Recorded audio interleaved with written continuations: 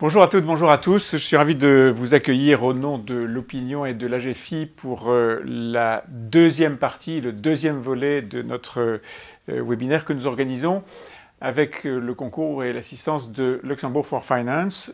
C'est la deuxième édition de ce forum. Nous avions une première édition il y a 2 ans, évidemment dans des conditions très différentes, et cette fois-ci, eu égard aux conditions sanitaires et aux protocoles que nous devons respecter, nous avons choisi de faire ce forum en 3 épisodes. Hier, nous avions une première édition, un premier volet de ce forum, et nous en aurons un demain.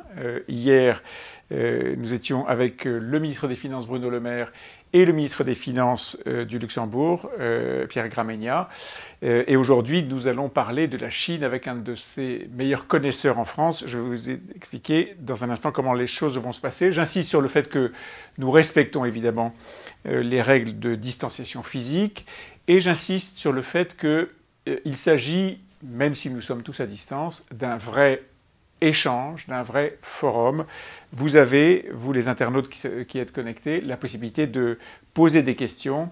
Elles seront relayées à l'antenne par Olivier Bacusa, notre rédacteur en chef, qui est dans une autre salle, dans les locaux de l'Opinion, et qui se chargera d'être votre porte-parole. Je vais passer la parole à Nicolas Maquel, qui est le CEO de Luxembourg for Finance, qui nous parle du Luxembourg et qui va, de son côté aussi, vous accueillir tous. Nicolas ? Bonjour, merci beaucoup Nicolas Bétou. À mon tour de vous souhaiter tous un agréable, une bienvenue à ce deuxième jour de séminaire que nous organisons avec nos amis de l'Opinion et de l'AGFI. Aujourd'hui, le thème de la journée est celui de la Chine. La Chine est évidemment un pays qui fascine, qui continue à jouer, comme disaient nos ministres des Finances hier, et en particulier Pierre Gramegna, le rôle de moteur de l'économie mondiale. Ceci nonobstant des tensions que l'on a vu émerger avant déjà la campagne électorale. Probablement avec le nouveau locataire de la Maison-Blanche, la rhétorique un peu acerbe prendra une autre tournure, mais les sujets qui sous-tendent ces tensions probablement vont demeurer. Et il faut voir comment on pourra les adresser.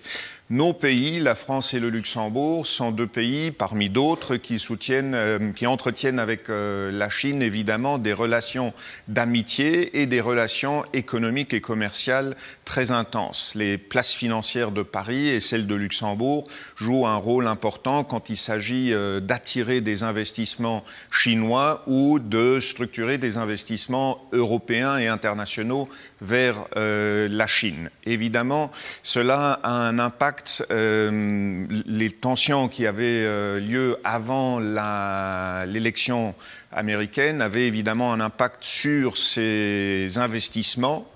On va apprendre tout à l'heure avec nos 2 experts basés à Hong Kong quelle est la situation aujourd'hui, mais en attendant, on se réjouit de l'honneur que nous fait Monsieur le Premier ministre Raffarin de se joindre à nous, parce qu'il est vraiment, comme disait Nicolas Bétou, un des fins connaisseurs de la Chine. Je l'avais moi-même rencontré à mon époque où j'étais basé à Shanghai comme consul général, et c'est quelqu'un qui, à travers ses nombreux voyages en Chine, a pu acquérir vraiment une expertise inégalée sur ce magnifique pays.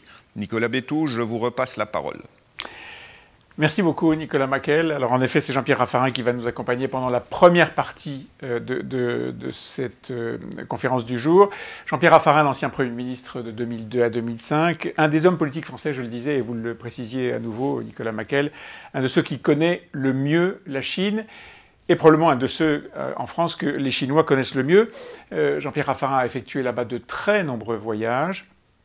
Et il a une notoriété et une réputation qui ont été, entre autres, accentuées par le fait qu'il a fait quelque chose de courageux, très courageux en 2005. Un voyage officiel était programmé alors que l'épidémie du SRAS, la grande épidémie du SRAS, était en train de progresser et de ravager une partie de la santé et du système sanitaire chinois. Et Jean-Pierre Raffarin avait décidé de maintenir ce voyage, ce qui avait été considéré à la fois comme un geste de grande amitié par les Chinois et comme un geste courageux personnel de Jean-Pierre Raffarin. Depuis cette époque, et encore une fois en multipliant les voyages et les échanges, Jean-Pierre Raffarin a appris à connaître mieux et à nous faire connaître aussi la Chine.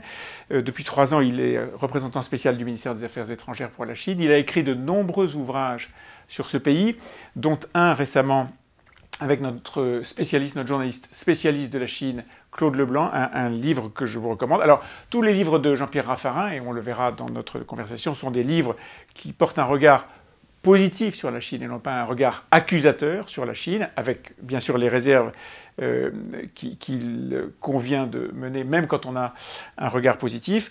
En tout cas, ce sera très intéressant.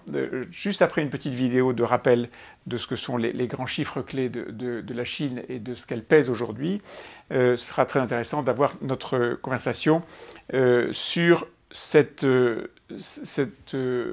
formidable montée en puissance de la Chine et sur la manière dont nous, Français, Européens, pouvons la regarder.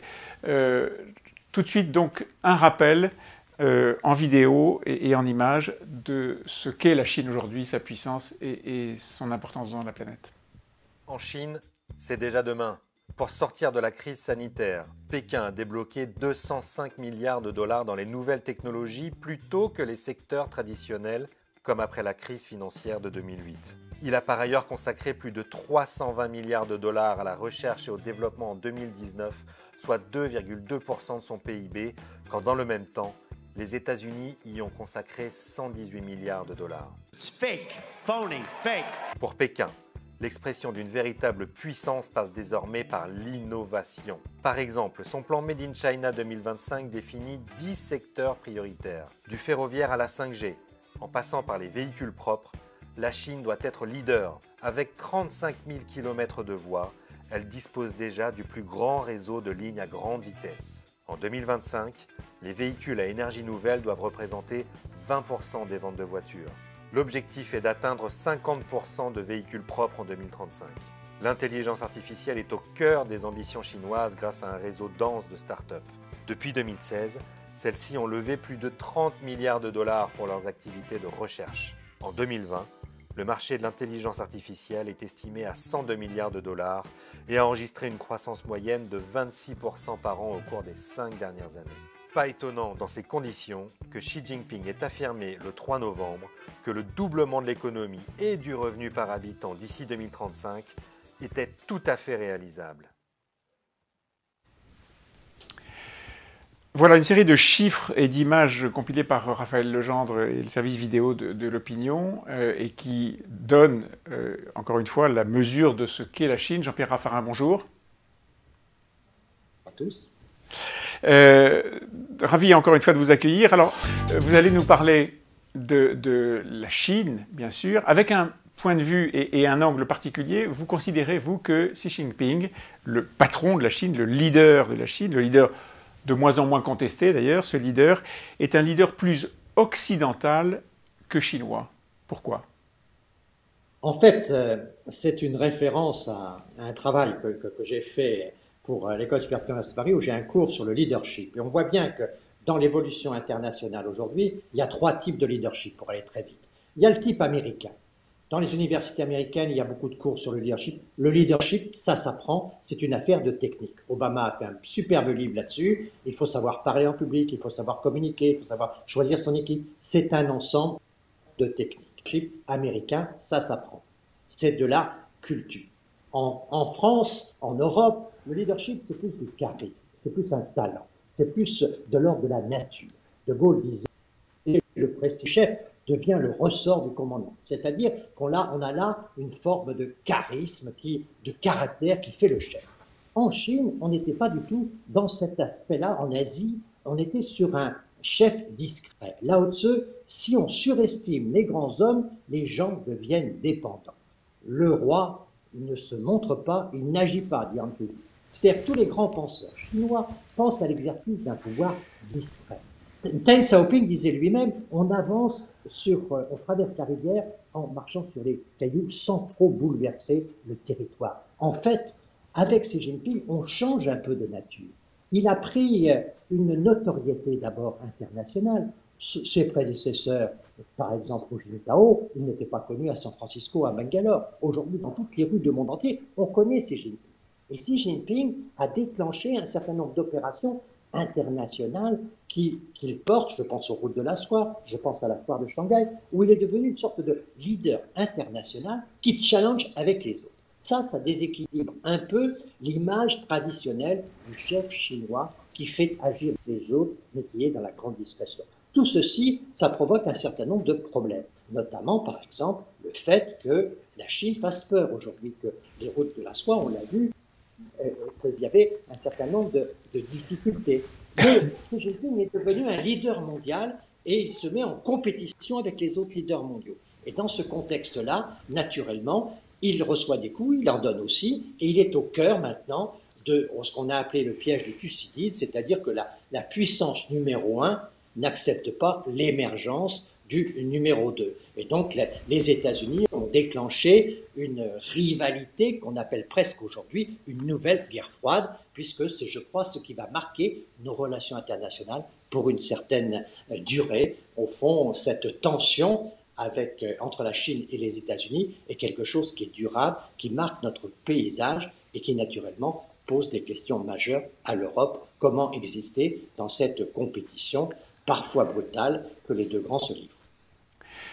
On va revenir évidemment sur la plupart des points que vous avez soulevés, y compris le dernier sur la position de l'Europe prise entre les deux mâchoires, la Chine d'un côté et les États-Unis de l'autre. Un mot quand même sur ce choix d'exercer une forme de leadership à l'occidental. Est-ce que c'est le choix de l'homme, Xi Jinping, ou est-ce que c'est simplement le fait qu'il a pris conscience que l'incroyable progression de l'économie chinoise et sa projection à l'extérieur imposait d'accompagner ça politiquement?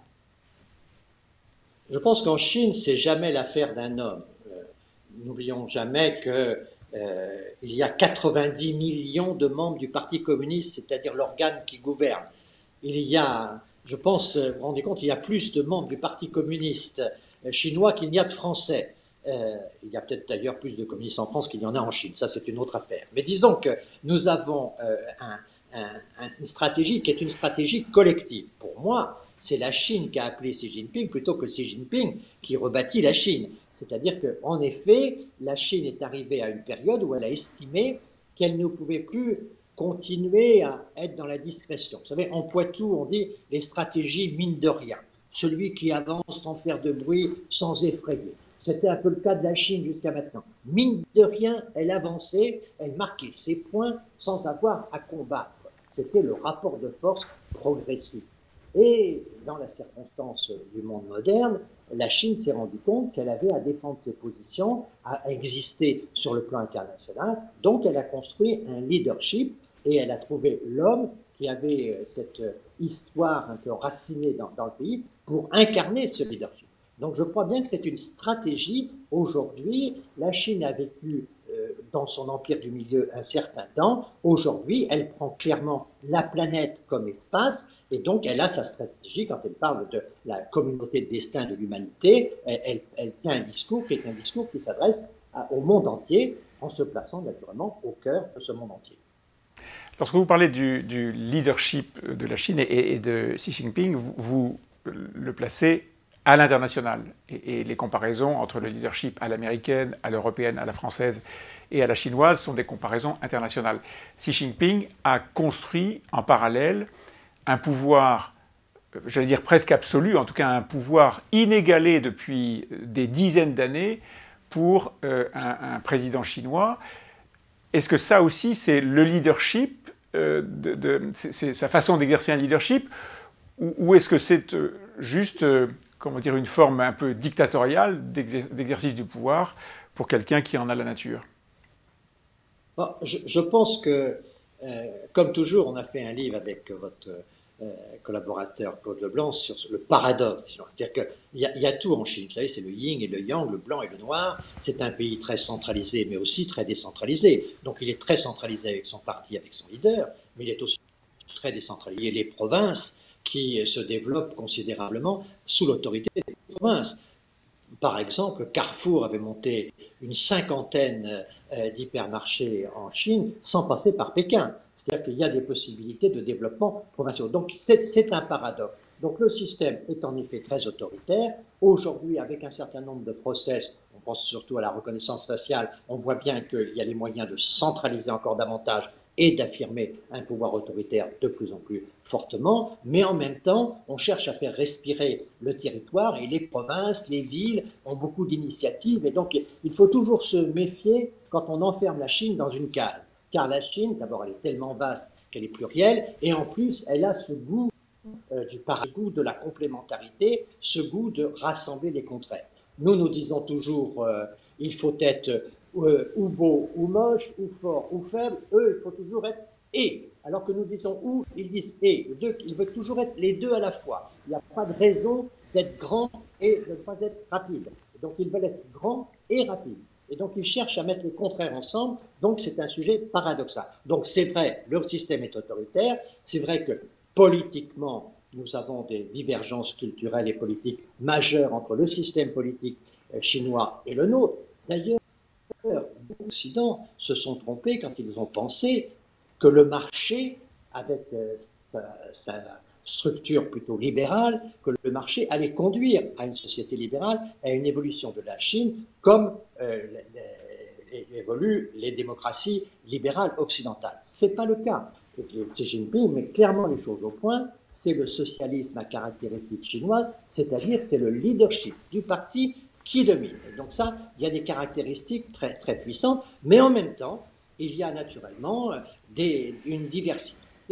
Quand vous voyez les jeunes aujourd'hui dans les universités, vous voyez un fourmillement d'idées et quand ils jouent la carte à fond de l'innovation, ils cherchent à faire en sorte que les jeunes participent avec audace, avec créativité à la capacité d'inventer le futur. Donc il y a à la fois une sorte de bureaucratie et un certain nombre de lourdeurs jupitériennes, dirions-nous en français, mais à côté de ça, il y a de la créativité, il y a de l'initiative, il y a du dynamisme, et donc c'est paradoxal. Il faut l'accepter, la Chine est paradoxale. Je reviens sur la question et la formulation que j'employais, leadership ou une forme même douce de dictature. Et vous aviez employé un mot dans votre première prise de parole, la Chine fait peur à l'international par sa volonté d'exister et de s'épandre. Est-ce que Xi Jinping vous fait peur dans sa manière d'exercer le pouvoir? Je fais partie des hommes politiques qui considèrent que la peur, c'est le pire des défauts. La peur, ça fait penser faux, la peur, ça fait faire des erreurs. Donc, par définition, moi, j'ai toujours chassé la peur de mon esprit, parce que si vous commencez à avoir peur, vous avez forcément des raisonnements qui sont déviés. Donc, alors, est-ce qu'il vous inquiète?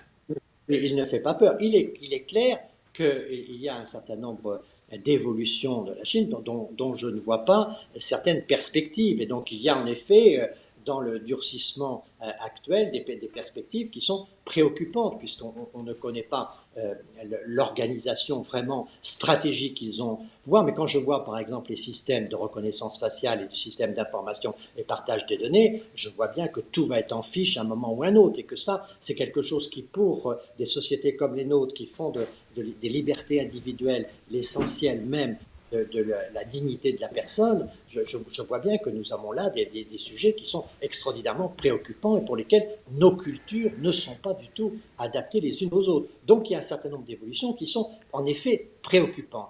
Mais vous savez, je tiens à vous dire, en ce qui me concerne, moi je suis chargé de défendre les intérêts français en Chine. C'est-à-dire que j'ai une mission du ministère des Affaires étrangères. Donc, moi, je suis là pour défendre notamment ce que font les entreprises françaises en Chine, et donc je les aide. Et donc, je regarde une partie du sujet. Il est clair que je ne suis pas aujourd'hui en compétence pour juger, en tout cas en fonction pour juger tel ou tel aspect de politique. Je constate des désaccords politiques qui sont clairs, mais je constate aussi des intérêts communs. Nous avons des intérêts communs sur le marché en essayant de progresser, notamment en matière de réciprocité, et puis nous avons des visions communes en matière notamment d'organisation de la gouvernance mondiale et du multilatéralisme. Et là, c'est absolument impensable d'envisager l'avenir du multilatéralisme sans une coopération forte avec la Chine. On le voit bien à l'OMS, on le voit bien à l'ONU, on voit bien qu'aujourd'hui, le multilatéralisme, les États-Unis l'ont attaqué, la Chine l'a plutôt défendu. Alors naturellement, elle défend ses propres intérêts, mais qu'on m'explique quels sont les pays qui ne défendent pas leurs intérêts sur le plan international. Nous-mêmes, nous défendons les intérêts de la France. Donc il faut pouvoir dialoguer, et il faut dialoguer avec la Chine. Moi, je vois la Chine, si vous voulez, un peu comme un feu tricolore. Il y a le feu rouge, c'est les systèmes politiques, nous sommes très divergents. Il y a un feu orange, c'est le marché. On a besoin du marché parce que c'est le moteur de la croissance mondiale, mais nous avons des choses à améliorer, nous avons cette réciprocité à gagner. Ce que tu as le droit de faire chez moi, je dois avoir le droit de le faire chez toi. Donc, feu orange pour le marché, mais nous avons, pour nous, la Chine est un marché impératif. Et puis, troisième feu, le feu vert, c'est la coopération internationale. Là, on a besoin de la Chine, et qu'il serait absurde de penser le monde aujourd'hui sans la Chine. Tout comme c'est absurde de penser le monde la Chine, effectivement, a pris des positions très importantes dans la plupart des organisations internationales et fait, même disent ses adversaires, de l'entrisme et mène une grande politique d'influence. Ça aussi, c'est très nouveau par rapport à la période, disons, d'avant Xi Jinping. Absolument, c'est vraiment, ils sont sortis de leur empire pour participer à l'organisation de la planète et donc d'assumer un rôle de gouvernance mondiale. Mais disons bien qu'on parle d'entrisme, mais je pense que c'est surtout les Américains, parlons franchement quand même, qui quittent les organisations quand ils sont en désaccord. Alors, on s'étonne que les Chinois sont très puissants, mais dans un monde où il y a deux grandes puissances qui s'équilibrent, quand les États-Unis ne sont pas contents de l'UNESCO, ils quittent l'UNESCO. Quand ils ne sont pas contents de l'OMC, ils bloquent l'OMC par les dispositifs d'arbitrage. Et quand ils ne sont pas contents de l'OMS, ils sortent de l'OMS. Alors naturellement, si vous sortez quand vous n'êtes pas content, ça veut dire que vous laissez vos concurrents prendre la place. Et donc c'est vrai que la Chine pèse lourd, mais ce n'est pas la responsabilité des Chinois, en l'occurrence, ni des Français. D'ailleurs, si les États-Unis sortiraient de l'OMS. De ce point de vue-là, l'élection de M. Biden est une bonne nouvelle parce que sans doute que les organisations internationales vont pouvoir reprendre un fonctionnement normal, ce qui serait très utile à la coopération internationale. Alors, puisque vous parlez des États-Unis et de Joe Biden, regardons un petit peu ce qui s'est passé depuis quelques années et ce qui peut se produire aujourd'hui. Donald Trump a déclaré une forme de guerre verbale, médiatique, politique et commerciale à la Chine.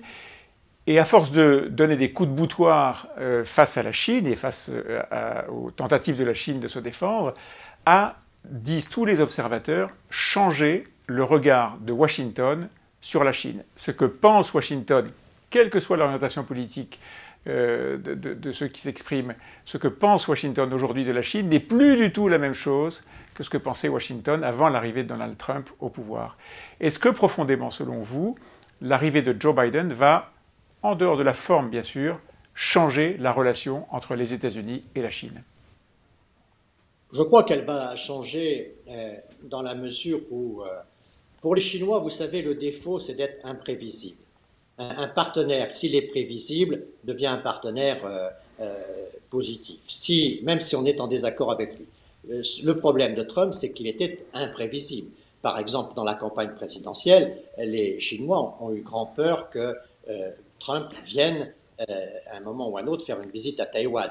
Comment aurait-il réagi? Donc ils ont fait plusieurs plans, qui étaient des plans assez préoccupants d'ailleurs. Donc il y a là, je pense, des sujets qui sont des sujets sur lesquels Biden va mettre un peu plus de diplomatie dans le sujet. Mais fondamentalement, la compétition va rester vive entre le numéro 1 qui veut garder sa place et le numéro 2 qui se verrait bien à la place du numéro 1. Donc de toute façon, voyons bien les choses clairement et lucidement, il est aujourd'hui très probable que la guerre froide qui est engagée aujourd'hui, d'abord sur le commerce, puis ensuite sur les technologies et sur un certain nombre de paramètres de puissance partout dans le monde aujourd'hui, cette guerre froide Chine et États-Unis va probablement durer. Et donc, il faut que nous, Européens, on s'y prépare et qu'on évite le scénario de la balle de ping-pong. Nous recevons des coups de raquette des deux côtés, mais nous ne fixons pas notre trajectoire. Et donc, c'est ça qu'il faut essayer de préparer aujourd'hui, c'est d'avoir une vision européenne, et qui est une vision européenne indépendante, souveraine, qui puisse être en partenariat avec les États-Unis sur un dossier, en partenariat avec les Chinois sur un autre dossier, de manière à ce qu'on assume nous-mêmes nos propres perspectives. Vous savez, on parle beaucoup, si je peux faire un exemple concret, de la 5G et de Huawei. Huawei, oui, bien sûr. Personnellement, ma position serait l'essentiel. C'est pas d'être pour ou contre Huawei, c'est pas d'être pour ou contre Ericsson. S'il peut y avoir une solution européenne, qu'il y ait une solution européenne, mais surtout que Français et Allemands, on fasse le même choix. Parce que là, on va peser fort. On va peser de manière considérable si Français et Allemands, que ce soit avec Huawei ou que ce soit avec Ericsson, on pèsera fort. Vous savez, en mars 2019, le président Macron a reçu à l'Élysée, à l'occasion d'une rencontre bilatérale France-Chine, le président Xi Jinping, alors qu'il s'était entouré dans son bureau à l'Élysée de Mme Merkel et de M. Juncker. Ça a été me souviens de ce moment. Pour les... Oui.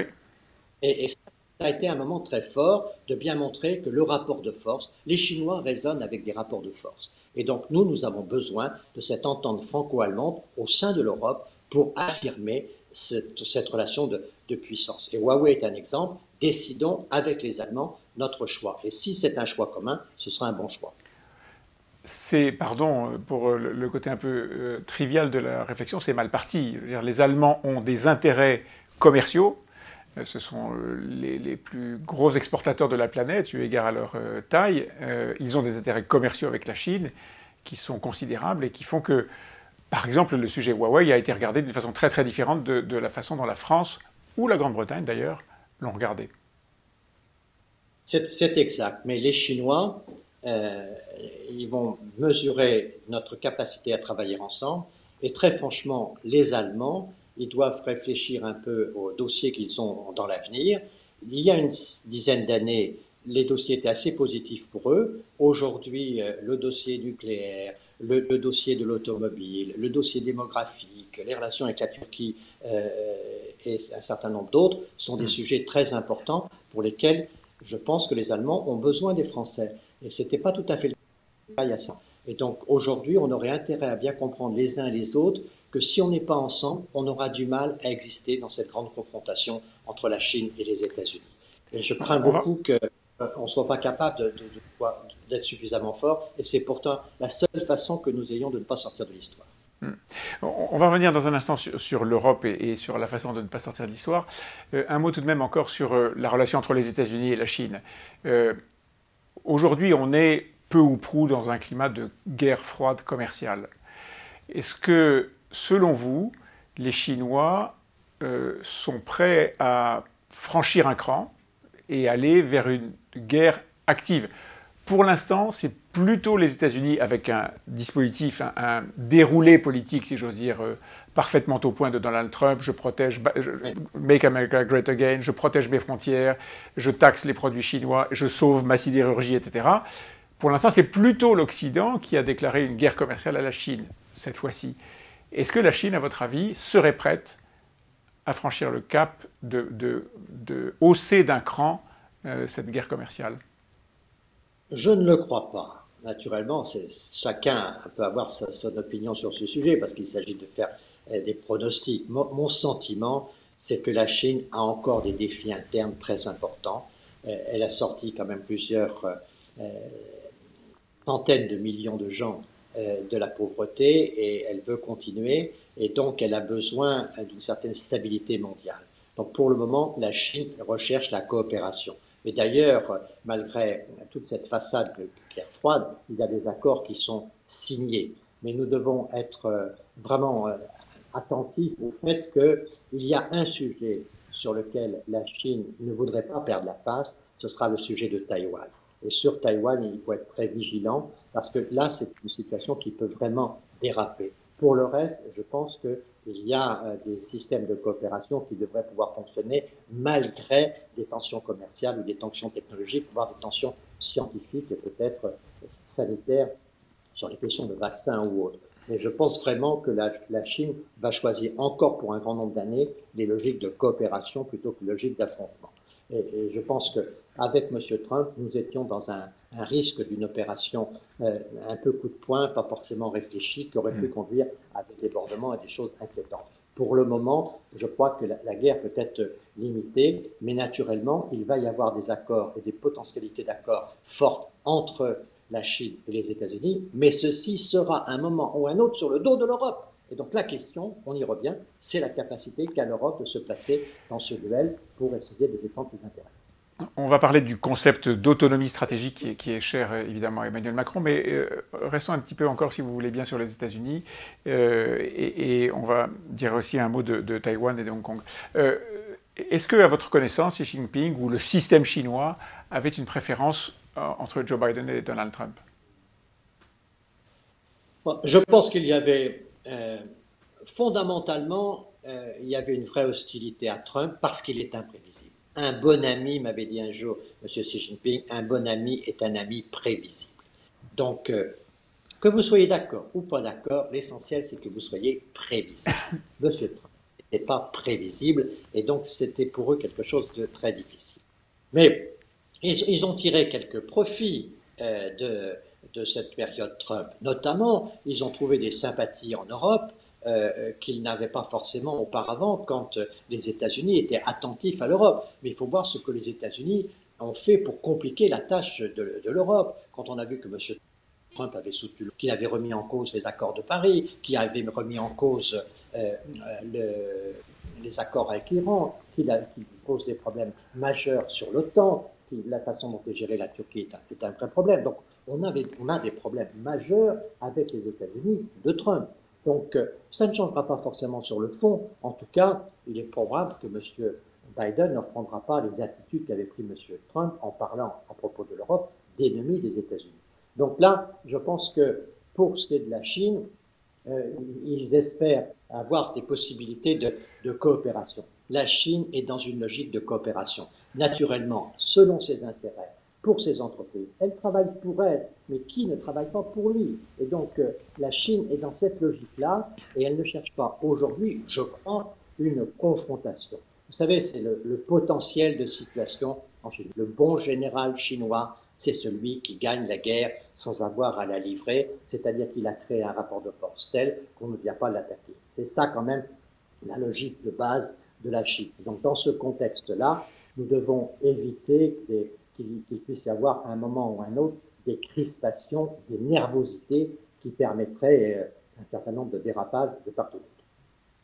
Alors parlons justement de l'Europe, et je reprends votre image que vous avez utilisée à plusieurs reprises de la balle de ping-pong, l'Europe ballottée entre les intérêts chinois, les intérêts américains et la confrontation entre ces deux grands continents. Aujourd'hui, Emmanuel Macron pousse un concept qui est celui de l'autonomie stratégique, concept qui n'est pas partagé par tout le monde et qui fait débat. Par exemple, au sein de l'Allemagne, il y a un débat sur faut-il ou pas se rapprocher des États-Unis, faut-il ou pas donner des gages aux États-Unis plutôt que de continuer à construire l'Europe en autonomie. Ce sujet est évidemment très débattu aussi en Europe de l'Est. Je pense à des pays qui fondent une partie de leur défense sur l'armée américaine, sur les budgets militaires américains. Comment est-ce qu'on peut faire pour créer cette autonomie stratégique ou en tout cas créer un sentiment d'unité en Europe pour exister entre ces deux géants? Il faudrait sans doute revenir un peu à une position à la De Gaulle sur l'indépendance nationale à l'époque. Au fond, c'est cette capacité à avoir suffisamment d'unité entre nous pour être capable d'imposer une forme, je dirais, de dialogue dual, dialogue avec l'Asie, dialogue avec l'Amérique. Et donc, c'est ça qui est notre seule issue. On ne peut pas se passer des États-Unis. Quand vous regardez la situation de notre défense, on a besoin de partenariats avec les États-Unis pour la défense. Aujourd'hui, nos soldats qui sont en Afrique, ils sont protégés par des systèmes de renseignement qui sont partie des systèmes américains. Donc on ne peut pas mettre nos soldats en fragilité. Donc il est absurde de dire que nous voulons la tension, la guerre avec les États-Unis. Mais il est absurde aussi de se dire que nous voulons sortir du marché chinois. notre industrie automobile. Vous voyez qu'aujourd'hui, le marché européen est à moins 8%, la Chine a redémarré, et si nos constructeurs ont des difficultés en Chine, ce n'est pas le cas de nos équipementiers. Les trois grands équipementiers français, ils ont plus de 40 usines chacun en Chine. Donc il est très important d'avoir accès à ce marché chinois, qui est un marché impératif. Donc l'Union européenne doit avoir comme stratégie de parler avec les deux. Il ne faut pas choisir. Et dans ce contexte-là, nous avons des alliances fortes, stratégiques, militaires avec les États-Unis à protéger, mais nous devons avoir des stratégies commerciales avec l'Asie, pas seulement d'ailleurs avec la Chine, mais avec la Chine, pour pouvoir développer notamment nos perspectives technologiques et ne pas être systématiquement la propriété de l'un ou de l'autre, que ce soit dans l'intelligence artificielle, que ce soit dans les nouvelles formes d'énergie, etc. Donc notre seule capacité, au fond, à être indépendant, c'est une capacité à être unis. Si nous sommes unis, nous serons indépendants. Si chacun roule pour lui, ça c'est quelque chose que les Allemands doivent comprendre, et je pense que c'est l'essentiel du message politique d'aujourd'hui. C'est l'urgence de ces jours-là. Il faut que les Allemands et les Français comprennent que sur la scène internationale, ils n'ont pas d'existence suffisante séparée. Et les États-Unis et la Chine doivent pour nous être l'occasion de nous muscler, mais de nous muscler ensemble. Vous ne citez jamais dans votre démonstration, dans votre plaidoyer, la Grande-Bretagne. Alors certes, elle est en train de sortir de l'Europe, mais elle existe encore diplomatiquement, elle existe encore militairement. C'est une puissance nucléaire, elle est membre permanent du Conseil de sécurité de l'ONU. Elle ne compte pas dans cette construction d'une, appelons ça, autonomie stratégique, en tout cas d'une unité européenne face au reste du monde. Elle compte, et notamment sur les questions de défense. Nous avons des accords très importants signés avec la Grande-Bretagne, et c'est vrai que l'Europe aujourd'hui est vraiment protégée par les deux armées, l'armée britannique et l'armée française. Donc cette coopération-là, elle est essentielle toujours pour l'avenir, et donc il ne faut surtout pas la briser avec le Brexit. Mais aujourd'hui, dans cette vision internationale qu'ont les Chinois, mais qu'ont aussi les Américains, qui ont toujours fait de la Grande-Bretagne un allié privilégié. Donc en ce qui concerne les États-Unis, c'est vraiment le bloc franco-allemand qui peut être le rapport de force. Et pour la Chine, compte tenu de l'importance de l'Allemagne aujourd'hui en Chine, mais aussi compte tenu de l'importance politique de la France, c'est vrai qu'en matière économique, les Chinois observent en numéro un l'Allemagne, mais sur le plan politique, et la politique compte beaucoup pour eux, c'est la France qui est numéro un. Donc ce tandem franco-allemand, il est bien articulé pour fonctionner face aux Américains et face aux Chinois. Pour peu qu'on travaille les uns les autres, c'est vrai qu'on a du mal à avoir des projets franco-allemands. Moi, je me souviens que j'avais créé un conseil des ministres franco-allemands. Je m'étais battu pour d'avoir des ministres germanophones.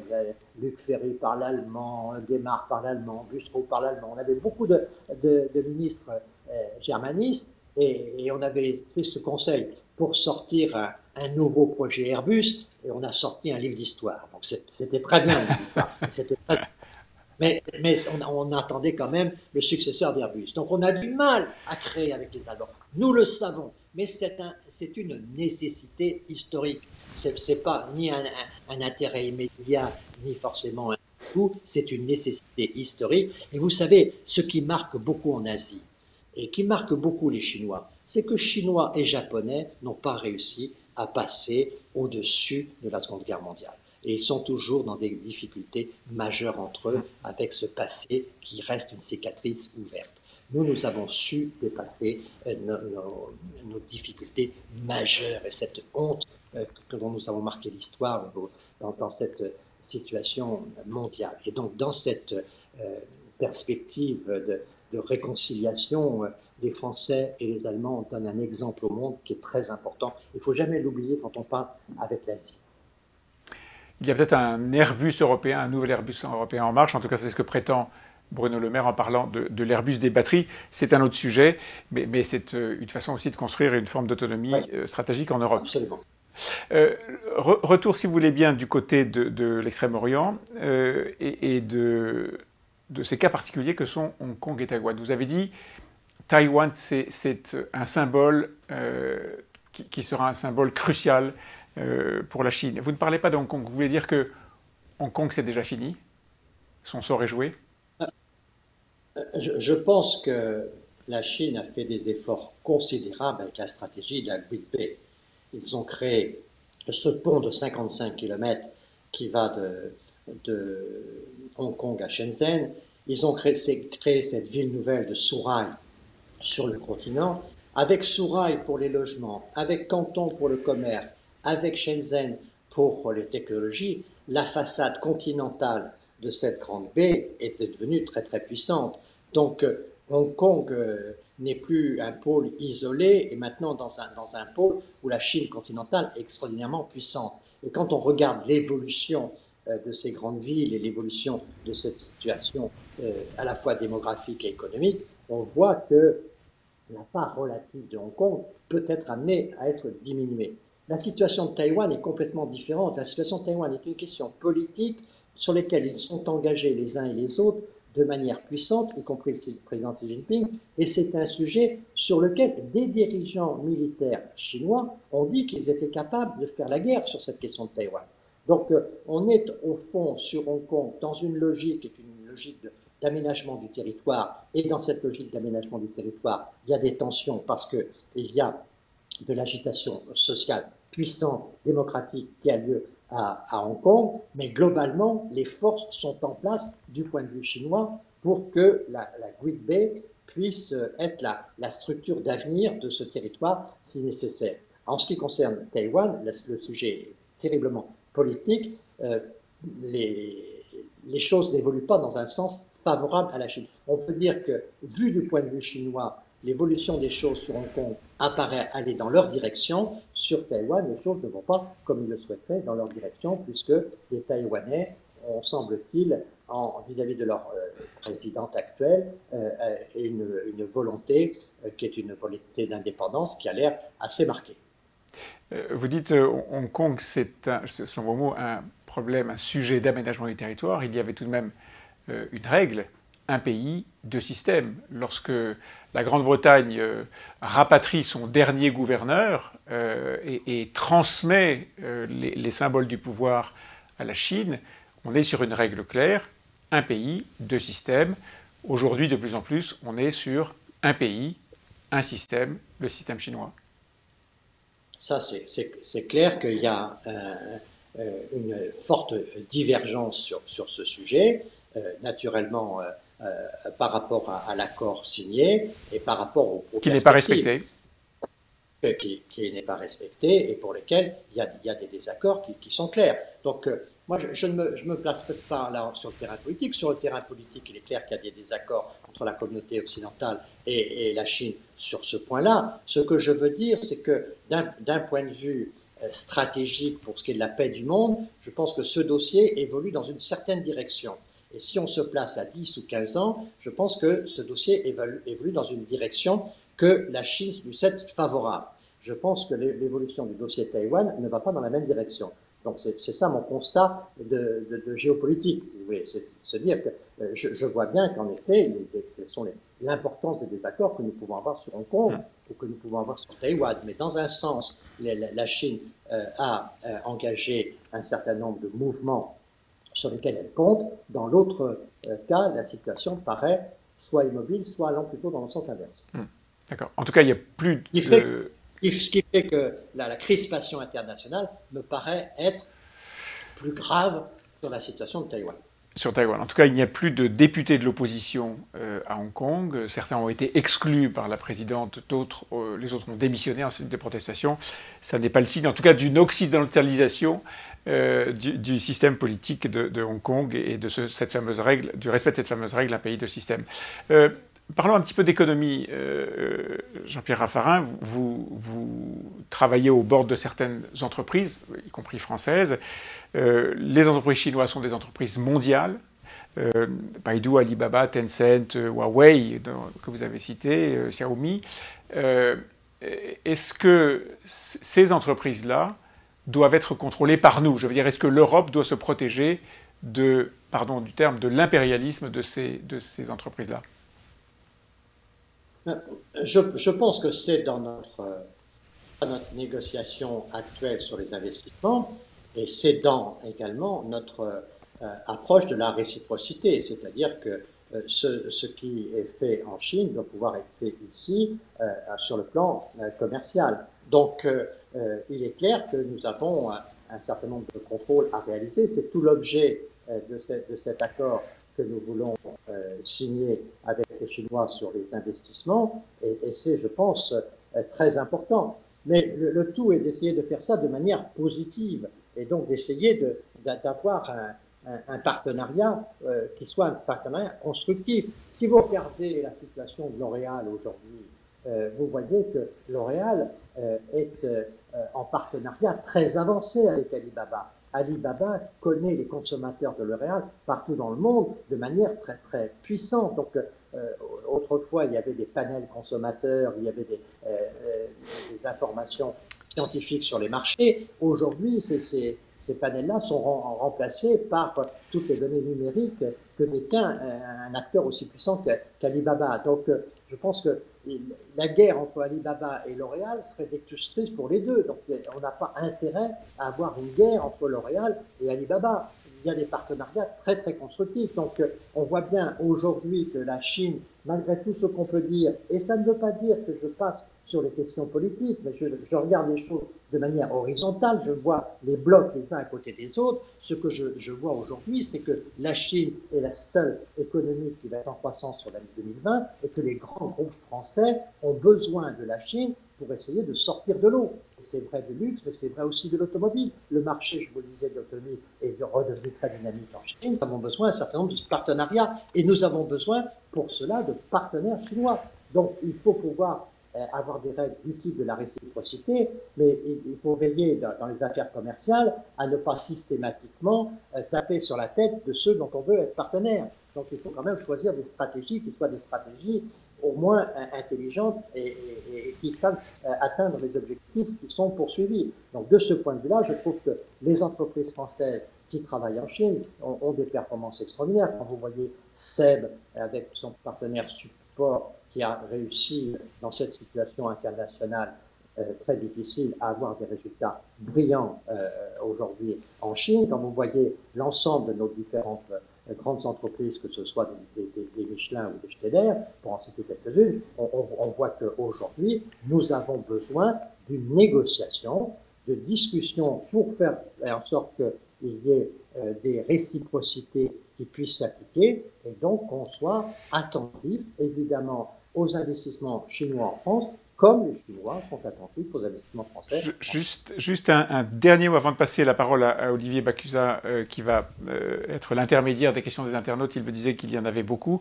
Un dernier mot. Elisabeth Moreno, qui est la ministre déléguée chargée de la diversité en France, semble s'inquiéter et être saisie d'ailleurs par la communauté asiatique de la montée en France d'un racisme anti-chinois. Est-ce que vous le sentez? Est-ce qu'il vous inquiète?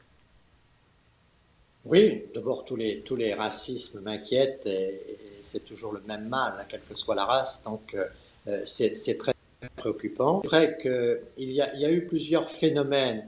Il y a eu d'abord un phénomène qui était un phénomène de vol et de délinquance, oui. Parce que pendant un temps, les Chinois étaient des gens qui avaient sur eux de l'argent liquide, parce que dans leur économie, c'était très important. Et donc, quand vous attaquiez un Chinois dans la rue, vous aviez des chances qu'il ait de l'argent. Donc, ils étaient plus attaqués que les autres.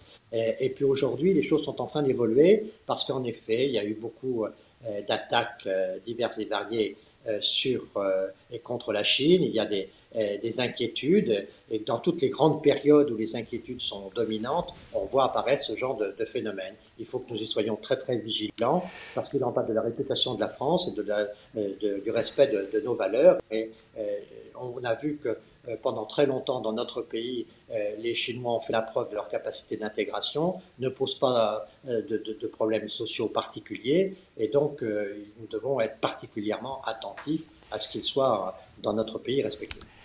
Merci beaucoup Jean-Pierre Raffarin. Je vous laisse entre les mains, si j'ose dire, de Olivier Bacusa, toujours à distance bien sûr, qui va vous transmettre les questions des internautes. Merci. À distance, mais pas très loin. Bonjour Monsieur le Premier ministre, pas très loin de Nicolas, parce que je suis dans la pièce d'à côté. Plusieurs questions qui portent sur les concessions que l'Europe peut faire d'un point de vue politique face à la Chine. Certains internautes craignent que ce soit un jeu de dupes. Ils pensent notamment évidemment à l'enjeu, à la question des Ouïghours. Non, même si les eurodéputés se sont saisis de la question, est-ce que les concessions sur les questions politiques pour nouer des partenariats économiques ne sont pas un jeu de dupes entre l'Europe et la Chine? Écoutez, c'est un sujet très difficile. Je ne crois pas d'ailleurs que les négociations se posent en ces termes. Actuellement, toutes les négociations qui ont lieu sont des négociations qui ont lieu soit sur la question des Ouïghours. Par exemple, le ministre des Affaires étrangères français, M. a demandé à ce qu'il y ait une investigation internationale indépendante qui puisse avoir lieu. Donc ça, c'est une discussion qui concerne le dossier des Ouïghours. Et puis, il y a le dossier du développement avec la question de la réciprocité, qui est un dossier différent. Donc je ne crois pas qu'il y ait là de marchandage. Mais nous sommes dans un monde aujourd'hui qu'il faut accepter tel qu'il est, et tel qu'il est, un des moteurs économiques est le moteur chinois. Donc, ce que faisait le général de Gaulle en son temps, lui qui a reconnu en 64, du temps de Mao, et c'était quelque chose, du temps de Mao, l'existence de la Chine, je crois qu'il faut le maintenir aujourd'hui. Il est clair que nous avons besoin de partenaires comme la Chine, mais je dirais à l'est de l'Europe, tout comme la Russie. La Russie nous pose aussi des problèmes sur la sécurité à l'est de l'Europe, mais la France, dans sa vision gaulienne, et c'est ce qui pourrait être aussi la stratégie de l'Europe, c'est de pouvoir être un interlocuteur qui parle à tout le monde. Et c'est notre indépendance européenne aujourd'hui, notre autonomie stratégique qui pourrait faire en sorte que cette souveraineté-là puisse être défendue. Nous avons besoin de parler avec la Chine. Nous avons des sujets de désaccord et nous avons des sujets de coopération. Et pour nous, c'est très important que la Chine nous aide sur l'accord de Paris, par exemple. Qu'est-ce qu'on aurait fait de l'accord de Paris si les Chinois avaient fait comme les Américains, nous avaient lâchés? Donc il faut bien voir aujourd'hui que nous avons un certain nombre de dossiers difficiles, mais on ne peut pas lâcher l'accord de Paris contre une autre préoccupation. Alors c'est un sujet qui était évoqué par nos internautes, précisément la neutralité carbone, qui est un objectif pour l'Europe 2050. Les Chinois l'ont fixé pour 2060. Ça peut être un sujet de forte coopération entre l'Europe et la Chine?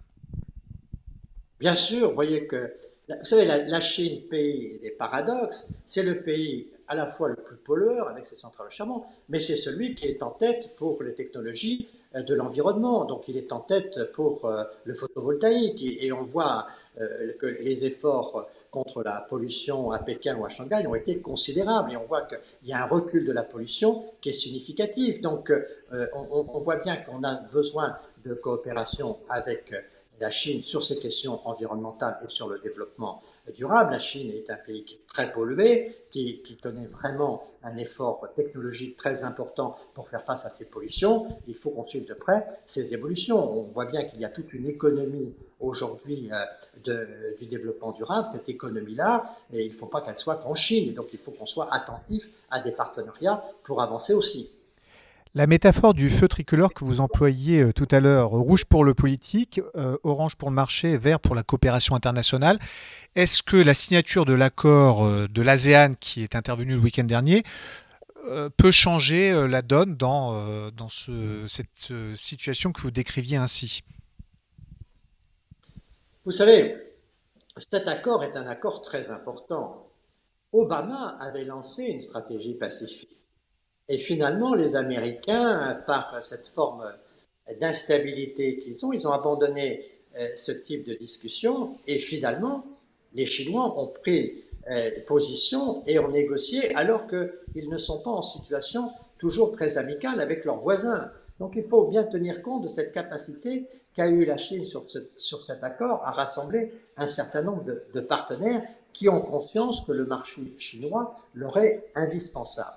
Donc, dans ce contexte-là, je pense qu'il est très important que nous soyons attentifs aux stratégies internationales de l'Union européenne et que nous ayons des accords avec les ensembles, comme nous l'avons fait avec le Canada et à discuter avec des grands ensembles commerciaux. Mais il est clair que cette stratégie de négociation est une stratégie qu'il faut développer parce qu'aujourd'hui, elle va se développer notamment à l'initiative des Chinois.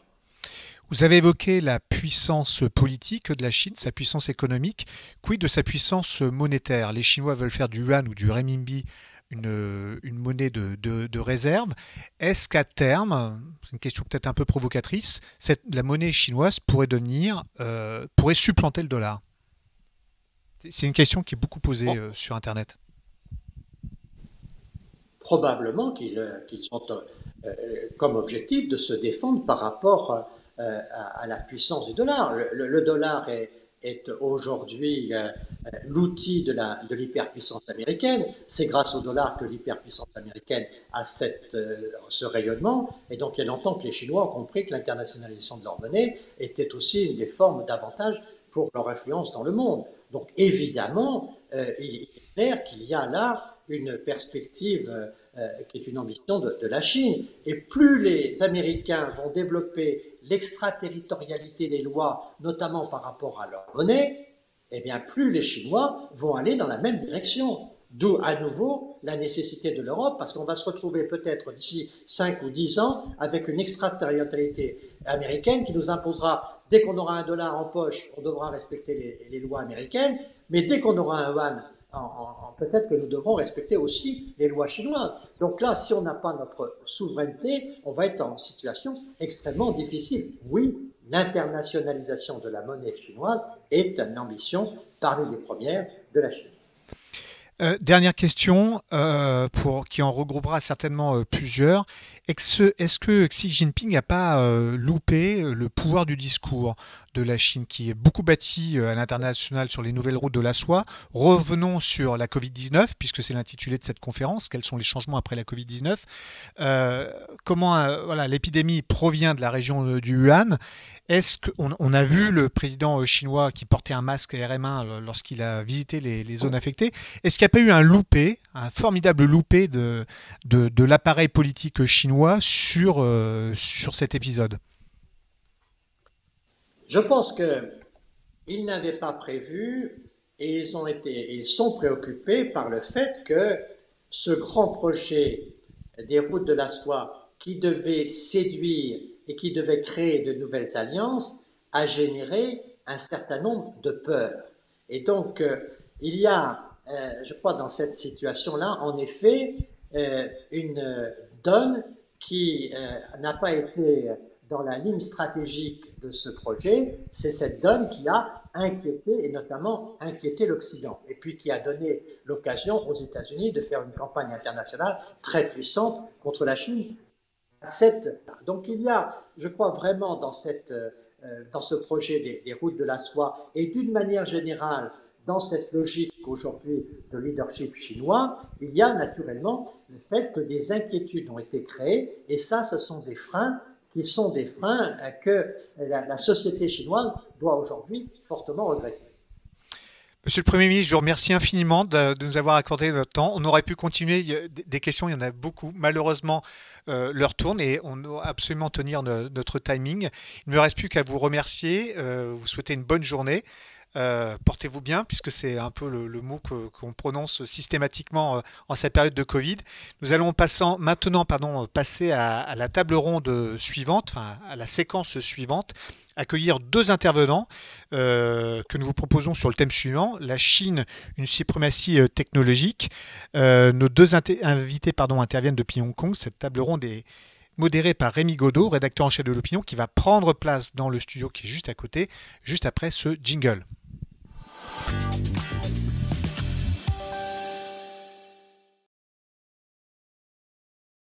Et alors, la Chine va-t-elle imposer au reste du monde sa suprématie technologique? Pour répondre à cette question, vaste question, je suis ravi d'accueillir deux investisseurs basés à Hong Kong. Karine Hirn, bonjour. Bonjour. David Bavrez, bonjour. Bonjour. Très bien, ça marche. Écoutez, je suis ravi de vous accueillir tous les deux. Rapide présentation. Karine Hirn, on a un peu discuté ensemble. Vous m'avez dit que vous étiez originaire du cœur du Beaujolais, mais depuis très très jeune, le regard tourné vers l'Est et tourné vers l'entrepreneuriat. Vous avez fait vos études à Moscou. Assez vite, vous avez créé une société de gestion d'actifs qui deviendra leader sur le marché actions en Russie et dans les pays de l'Est. puis direction Shanghai et Hong Kong. Aujourd'hui, vous étudiez de près cette nouvelle économie asiatique et vous êtes membre, vous présidez même certains conseils d'administration de fonds luxembourgeois. David Bavrez, on se connaît un peu parce qu'il vous arrive d'écrire des chroniques très lues à l'opinion. Pendant 15 ans, vous avez travaillé entre Boston et Londres, entre autres pour Fidelity. Puis, depuis 2012, vous avez créé votre fonds, votre société de gestion, de la même manière que Karine Hearn. Puis, vous vous êtes installé à Hong Kong en 2012, où, depuis, vous investissez dans des startups et, m'avez-vous dit, vous essayez de comprendre les disruptions qui sont liées à l'émergence de la nouvelle Chine. Alors, une première question, Karine, assez simple. Est-ce que la Chine est sortie de la crise du Covid? Et si oui, dans quel état?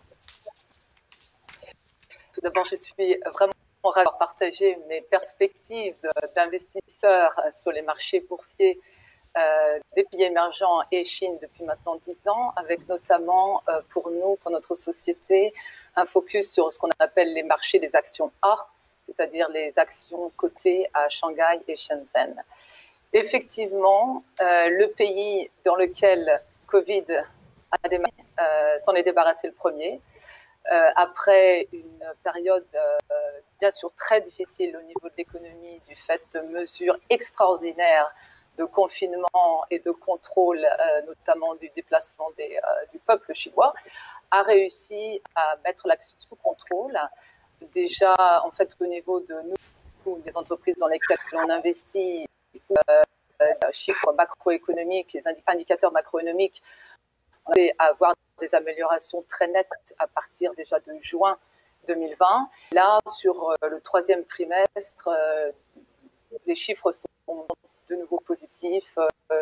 Les derniers chiffres qu'on a reçus il y a 2 jours, par exemple, sur la croissance de la production industrielle, on est à 6,9% au mois d'octobre par rapport à l'année dernière. Donc, effectivement, la situation est de nouveau stable et c'est très important pour la risque et très important pour les... David, j'imagine que vous avez le même diagnostic. La Chine, première touchée, première tirée d'affaires? Moi, je suis rentré à Hong Kong il y a un an de Paris et c'est un sentiment très bizarre. Une planète schizophrène. Entre d'un côté, quand je suis à Paris, on me parle de rupture et d'un monde possible. Quand je suis à Hong Kong, on me parle de continuité et d'accélération. Et donc, on sent véritablement, quand on est investisseur, une fracture entre l'Asie, et on l'a vu, on a mentionné précédemment l'accord de libre-échange le week-end dernier, une fracture entre l'Asie qui accélère et l'Occident. Et je donne juste un exemple, trafic aérien domestique en Chine, de retour au niveau pré-Covid, et ADP en France qui nous dit qu'il va falloir attendre 2024 à 2027 pour retrouver le niveau pré-Covid. Donc nous, investisseurs, d'un côté, on est de retour au monde d'avant et dans lequel il va falloir qu'on attende 4 à 7 ans. Donc c'est un monde incompréhensible. On y reviendra plus tard, mais vous êtes très très sévère sur la manière dont l'Occident, de manière générale, a géré la crise. Karine, lorsque des investisseurs débarquent à Hong Kong, comment vous décrivez cette nouvelle économie chinoise? Parce qu'après tout, c'est un marché qu'on connaît très mal, alors que il est peut-être déjà, en matière technologique, le plus gros marché au monde. Qu'est-ce que vous leur dites? Alors, quand ils nous voient à Hong Kong, je les emmène en Chine, parce que c'est beaucoup plus important de voir ce qui se passe. Notamment dans la région voisine de Hong Kong, qui est donc le Greater Bay Area, mais aussi on les emmène visiter les villes, que ce soit à Chongqing ou à Hangzhou ou d'autres villes, parce qu'on comprend ce qui est en train de se passer en Chine. Et c'est ce que je peux conseiller à tous les gens qui nous écoutent aujourd'hui, s'ils ont la possibilité, une fois que Covid et les restrictions de déplacement seront soulevées, de faire la même chose. C'est un marché boursier, comme vous le dites, qui est très important. C'est maintenant le deuxième, 10 000 milliards de capitalisation boursière, donc plus que le double que Euronext. D'ailleurs, ce n'est pas seulement un marché, c'est plusieurs marchés. Vous avez les bourses de Shanghai et de Shenzhen, vous avez aussi la bourse de Chinext, qu'on appelle le Nasdaq chinois, qui est basé à Shenzhen. Vous avez maintenant aussi le STARS, qui est la bourse technologique et de l'innovation de Shanghai. Donc très important, un marché très liquide, en équivalent de 100 milliards de dollars de volume boursier par jour, et un marché avec des thèmes très intéressants quand on est un investisseur comme nous le sommes, de stock picker, parce qu'on trouve un certain nombre de thèmes d'investissement qui sont des thèmes fondamentaux de moteur de croissance de la Chine, que ce soit l'augmentation du pouvoir d'achat et la consommation, la digitalisation, la médecine, la transformation numérique, etc., etc. Donc un marché passionnant. Est-ce qu'on peut dire que c'est un marché risqué, plus risqué que d'autres? Alors, bien sûr, c'est un pays émergent. C'est un marché qui vient de s'ouvrir finalement assez récemment aux investisseurs étrangers. Donc, il y a forcément, je crois que cette notion de risque, elle est bien sûr, vous savez, relative. En ce qui concerne nos activités, c'est-à-dire qu'on a suffisamment les moyens en termes de recherche sur les entreprises qui sont cotées pour gérer ces risques. Il y a aussi des améliorations très remarquées et remarquables pour les questions de gouvernance d'entreprise. Donc ça, c'est aussi un signe très, très positif. Donc, je ne pense pas qu'en tant que tel, qu'on peut dire que les Chinois a beaucoup plus de risques que d'autres marchés. Et en l'occurrence, cette année, au niveau de la volatilité, on en a même peut-être moins que dans certains marchés occidentaux, notamment les États-Unis. Trump, la Covid, la transition écologique, il y a eu des événements énormes qui sont venus bousculer la stratégie chinoise, les marchés.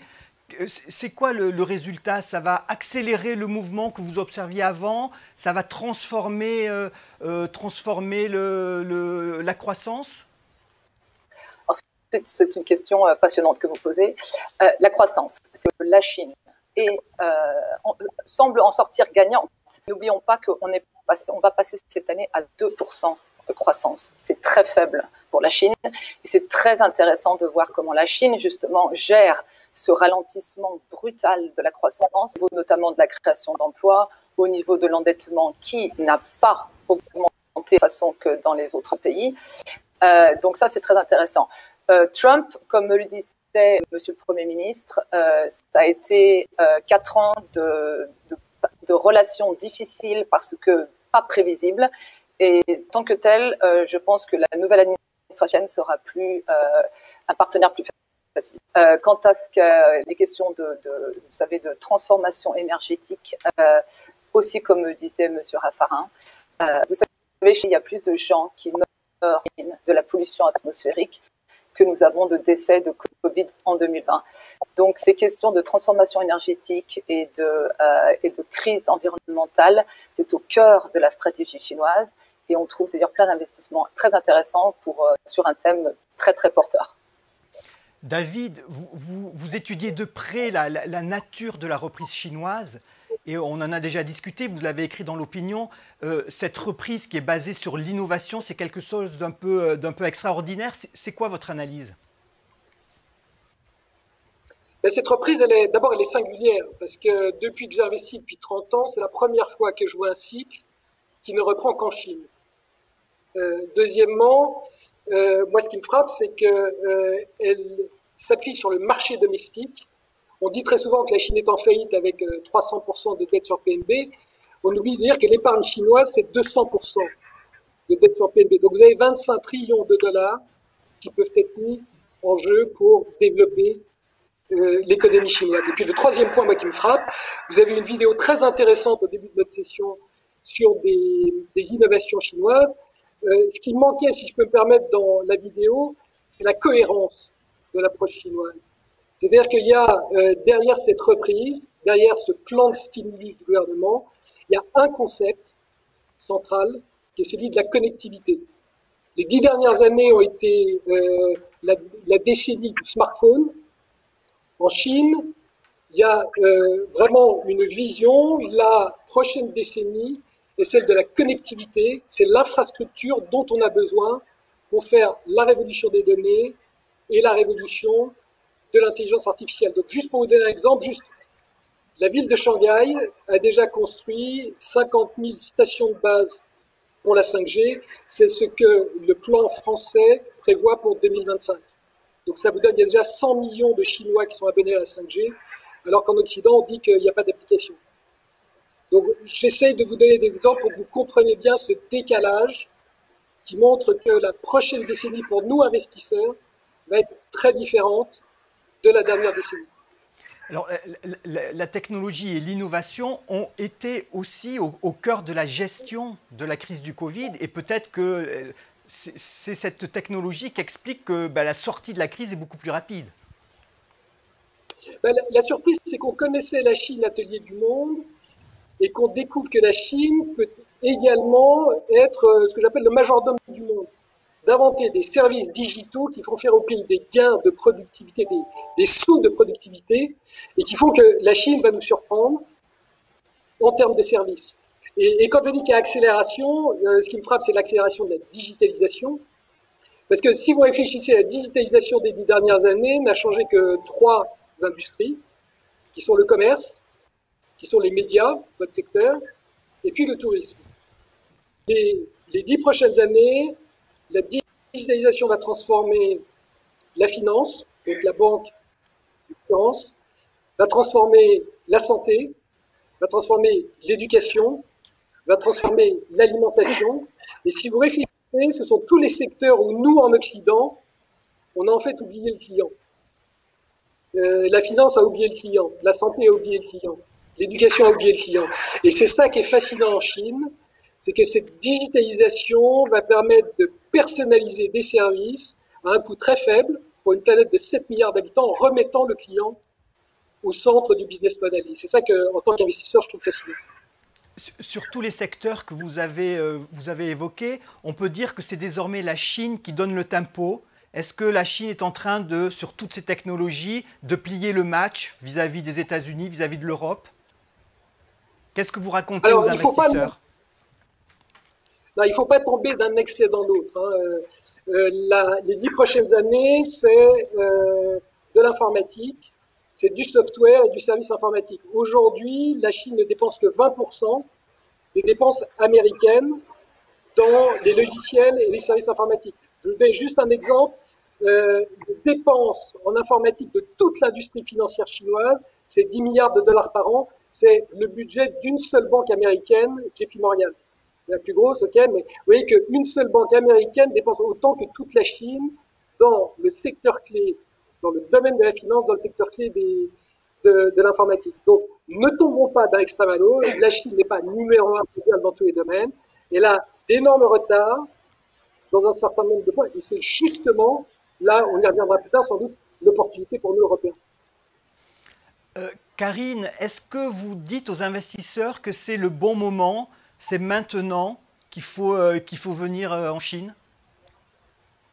Écoutez, vous savez, cette crise de Covid a changé beaucoup de choses pour beaucoup de pays, bien sûr.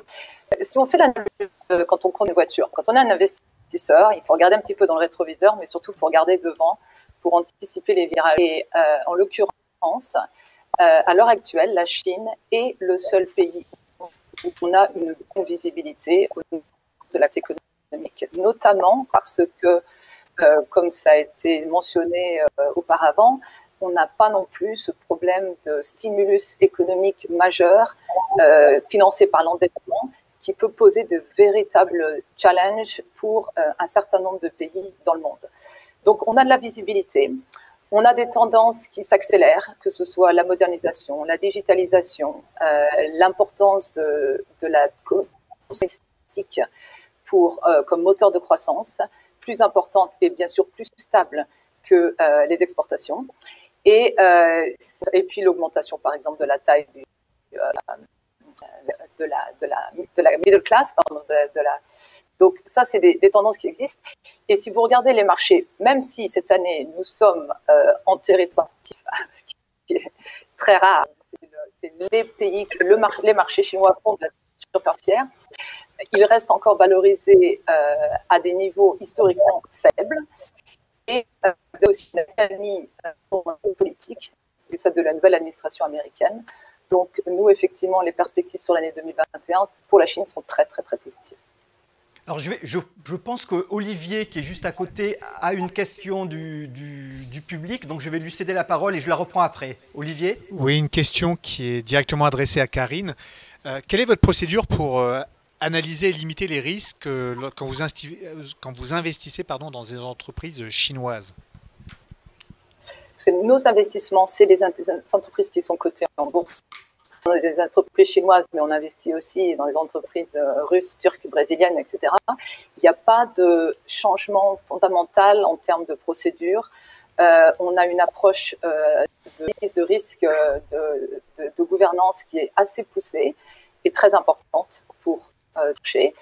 Et autrement, écoutez, en fait, on a les mêmes recettes que dans les autres marchés, notamment l'importance de rencontrer les équipes de gestion, de visiter les sites, que ce soit les sites de production, regarder l'opération en tant que telle, etc.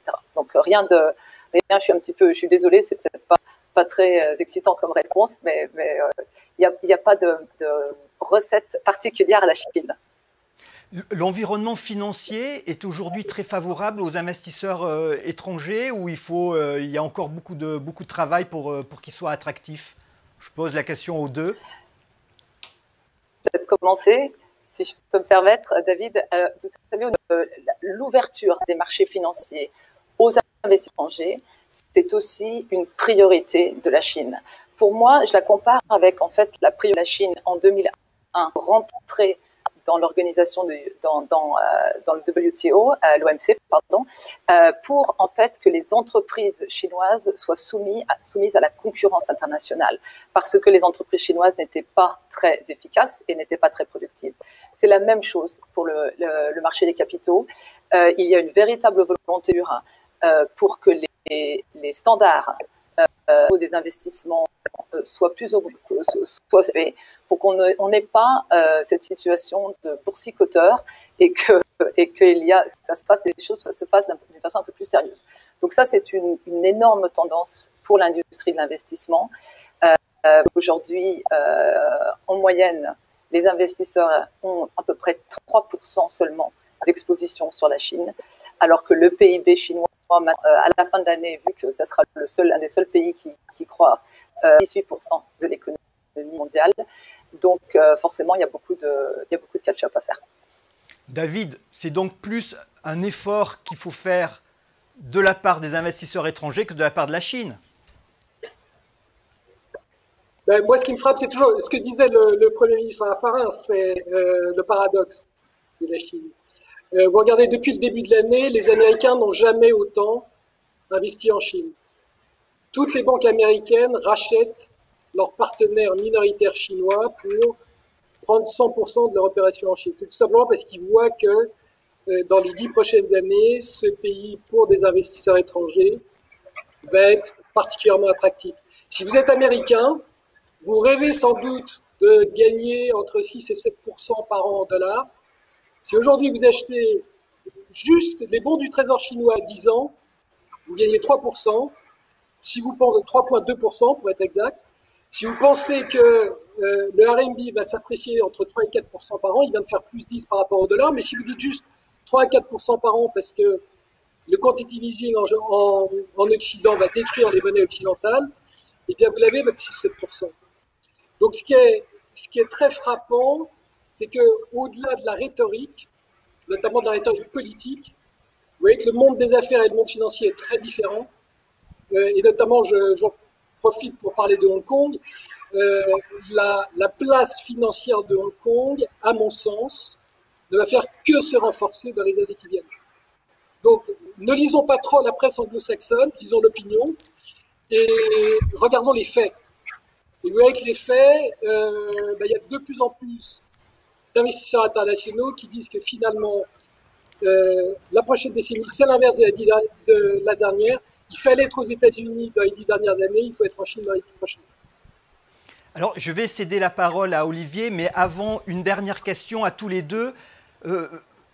David, vous parlez de l'inventivité sans limite d'une nouvelle génération que vous appelez les VC, les ventures communistes. Est-ce que vous pourriez nous parler de pépites chinoises qu'on ne connaît pas forcément encore et qui seront demain à la une de tous les médias occidentaux? Peut-être David pour commencer? Non, c'est Karine la spécialiste. Allez-y. Ah ben Karine alors, allez-y. Non, je suis sûre que David a des choses encore plus intéressantes. Vous savez, sur les marchés publics, il y a 4300 entreprises cotées en bourse en Chine. Donc, c'est clair qu'on trouve des choses très intéressantes.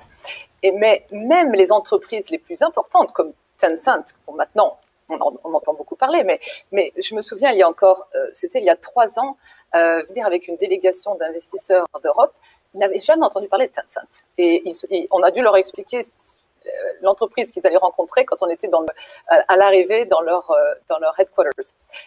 Nous, au niveau de la digitalisation, les thèmes intéressants, bien sûr, c'est les équivalents de ce que vous avez aux États-Unis, mais qui marchent beaucoup parce que vous avez une population notamment jeune qui est très très active sur ce type de service. Donc, vous avez une société par exemple comme Bilibili, dont vous n'avez sûrement jamais entendu parler, mais c'est le YouTube chinois. Vous avez prise comme YY, qui s'appelle maintenant Joy, qui a notamment 40% d'une entreprise qui est le Twitch chinois, donc c'est-à-dire tout ce qui est le live streaming pour les e-sports. Dans la transformation énergétique, vous avez des entreprises très intéressantes qui sont effectivement des leaders au niveau des technologies. Je pense par exemple à Dji, qui est dans le photovoltaïque, enfin le polysilicone, etc., etc. Bon, la liste pourrait être longue, mais je voulais juste citer 3 par exemple. On a noté. Je vais passer la parole à Olivier. Donc, je vous remercie tous les deux. Merci Karine, merci David. C'était vraiment très sympa de discuter depuis Hong Kong avec vous comme si vous étiez à côté. C'est vraiment incroyable la technologie. Donc, merci beaucoup. Et puis, Olivier, je te laisse avec les questions de notre public. Oui, parce que c'est toujours très sympa. C'était sympa, mais ça l'est toujours. Le paradoxe, David Bavresse, que vous évoquiez, qui avait été lui-même évoqué par Jean-Pierre Raffarin avant, est-ce qu'il n'est pas aussi de cette méfiance du pouvoir politique chinois et de cette annulation de l'introduction en bourse du groupe de Jack Ma, Dent Group? Alors, moi, je suis en désaccord total avec l'interprétation qui est faite en Occident. Je pense que c'est très, très positif pour les investisseurs. Nous avions une société qui était valorisée à 150 milliards il y a 1 an, dont on nous a dit qu'elle valait 230. Une semaine plus tard, on nous a dit qu'elle valait 330 milliards. Et le premier jour, elle allait coter 500 milliards de dollars. Pour un business model qui est de la distribution de prêts à la consommation, qui rappelle beaucoup les subprimes des États-Unis en 2007. Et donc la raison pour laquelle vous pouvez investir en Chine, c'est qu'il y a un régulateur qui est intervenu pour justement stopper ce mécanisme, alors que si vous vous souvenez, M. Bernanke en 2007 nous disait aux États-Unis, l'immobilier ne pourra jamais chuter. Donc si vous voulez, le grand message que j'ai, c'est à l'inverse de ce que vous lisez dans la presse occidentale, la Chine est une maison tenue. La banque centrale, la PBOC, est la seule grande banque centrale qui ne monétise pas la dette et qui donc défend la monnaie. Et quand vous allez dans un pays en tant qu'investisseur, il faut faire très attention à la devise.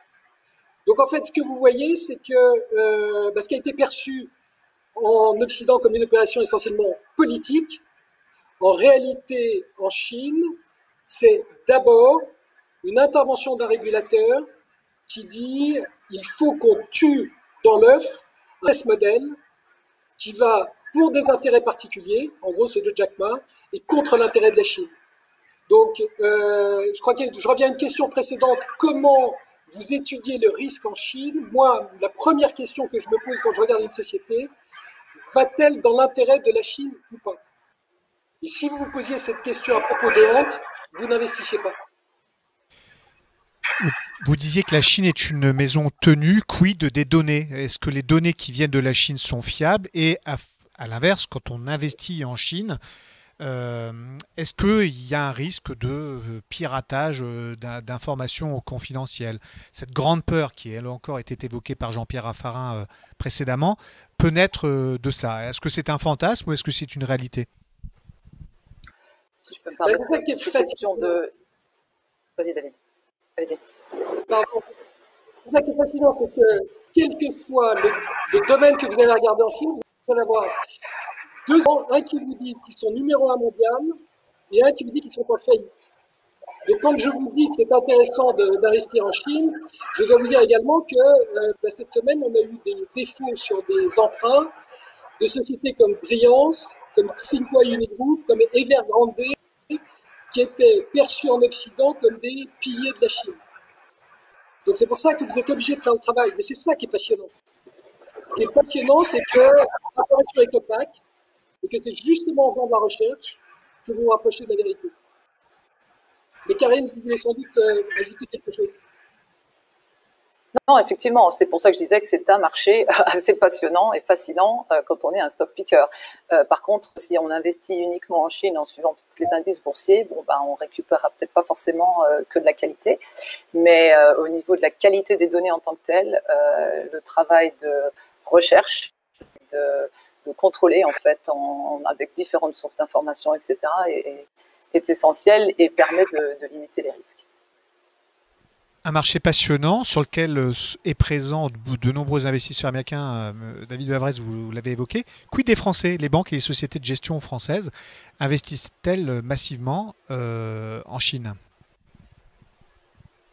Vous avez récemment un accord entre Amundi et Bank of China. Le marché de l'asset management, 50% de la croissance mondiale dans les 10 prochaines années est en Chine.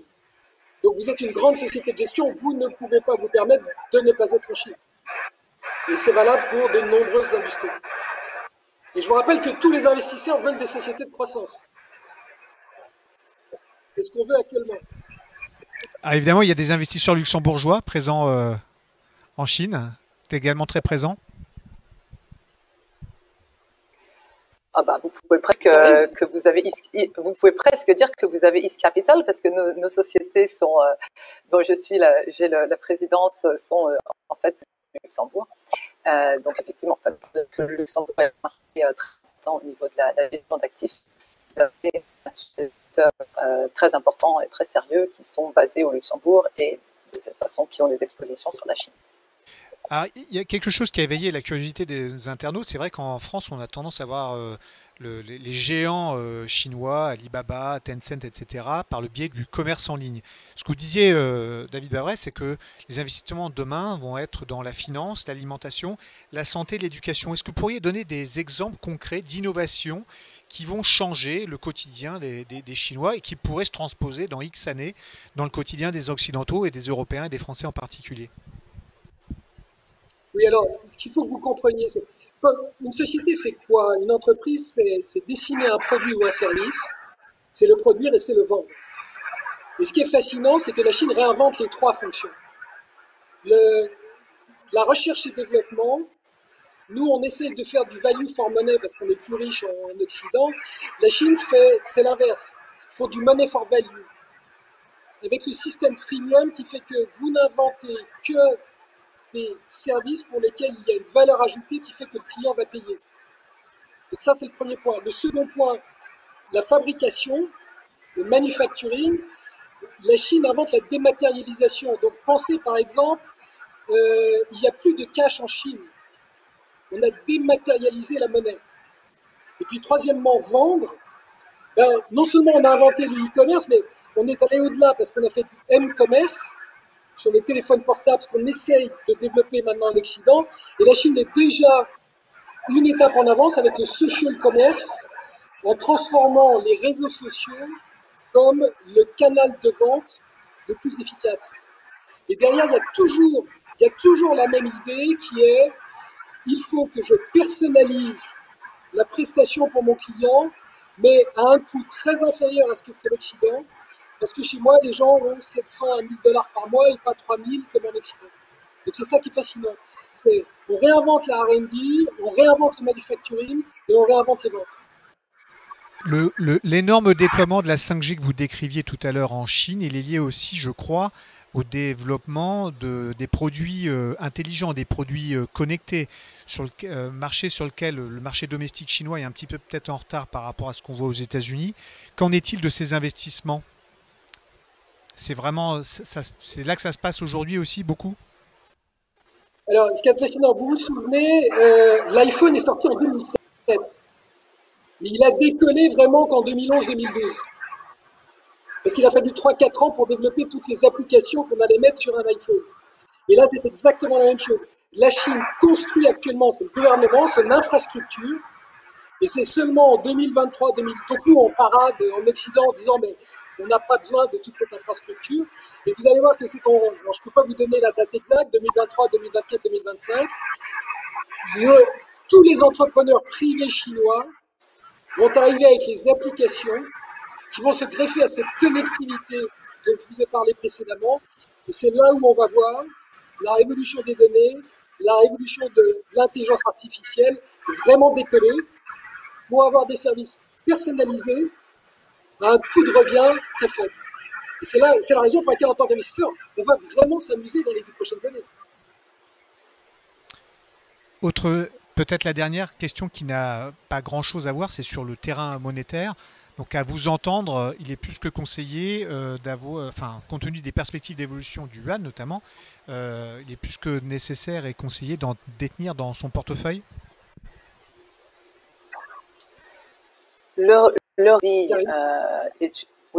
pense que le renminbi est une monnaie qui va s'apprécier, mais aussi parce que le dollar va partir dans l'autre sens.